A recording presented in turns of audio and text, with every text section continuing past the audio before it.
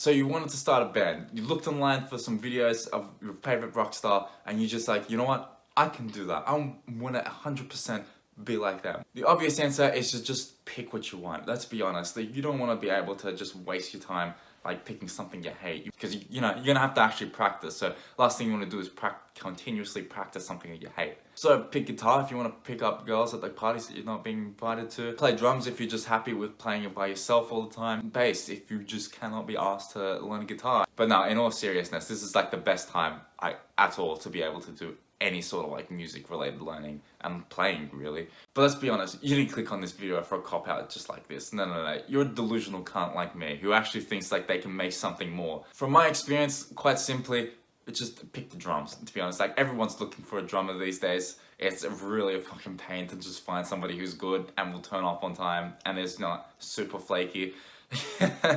But jokes aside, if you're gonna want to start a band and you're serious about it, like, the one thing that you probably want to have a lot of control over is the drumming, because if you're good, like, they can really make a difference in your band. Like, just look at Blink, for example. When they had Scott Raynor at the start, they were kind of like a mid-tier band. Like, they had some good songs, but Travis Barker really just elevated them to that next level. Put on Enema of the State and just listen to Dumpweed. Don't even lie to me that you just get fucking pumped up. His drumming just like electrifies whatever they're doing already. So drumming has also got a few problems with itself. Leaving it for somebody like who's just, you know, kind of average, that's a big risk that you don't want to really take. Consider like guitars and bass. Like, you can play pretty basic riffs and then, you know, that they sound pretty good. But a basic drum beat, is it really going to cut it the same? Obviously, it depends on what type of music you're actually going to be playing. So, for example, if you're playing simple hard rock like AC/DC, or like even some like old like Black Sabbath or stuff, like the drumming is going to be pretty simple. But if you're playing stuff that's more modern, generally speaking, people have like a lot more interesting like drum patterns, or like they just want more technical,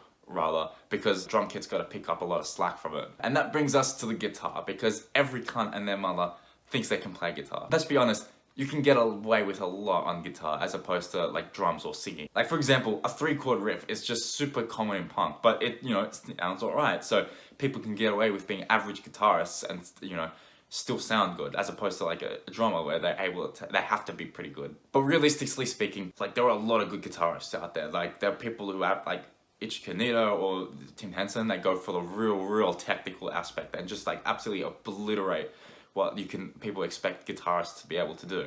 And then you've got the complete opposite side, like kind of like Kurt Cobain sort of people, where they're able to sing and play, but also like bring like a really emotional side to it that not a lot of people can actually match up to. So if you're just gonna be like, you know, the quote unquote rhythm guitarists, are you really bringing that much value to the band? Like, are you really going to be able to like carry anyone in?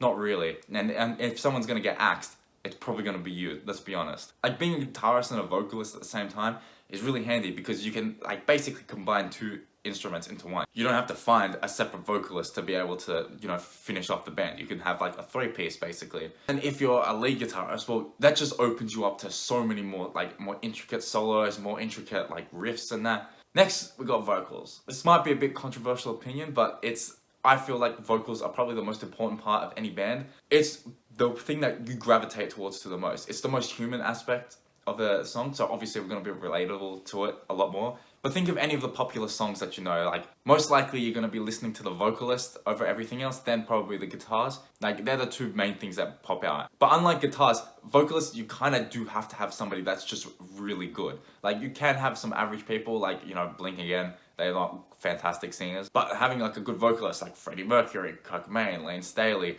like, they're having a great vocalist, like, really just elevates you to the next level, because people are just like, oh shit, who is this person that can sing? Vocalists can really just make or break a song, no matter how good the other instruments are. Like, take for example the Puddle of Mud cover of About a Girl. Like, it doesn't matter how good the drummers and the guitarist and the bass player is going to be. It's so decisively off-putting from the moment he puts his voice that nothing else is hearable, basically. And now finally, we have the bass, because basically you're the rhythm guitarist who's too shit to play guitar, but we needed somebody to go onto bass, and we couldn't be fucked trying to find a bass player. So that's it.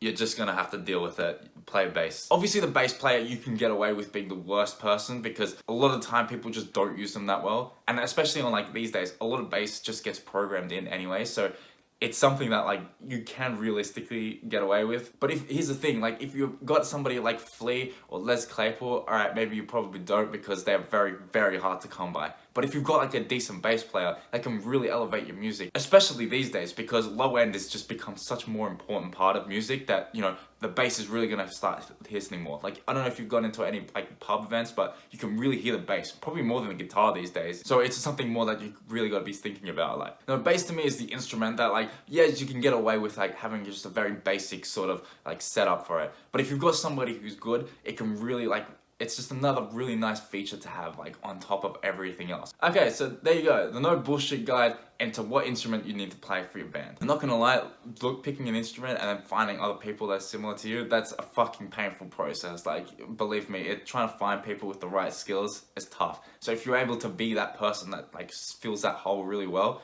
then that's great. Everybody's gonna love it. There's also another argument that you just pick guitar and just be a bedroom producer, considering that it's just way more convenient to just do everything yourself. But again, there's a benefit to being in a social setting. But anyway, in saying that, I hope you enjoyed. Thank you for watching.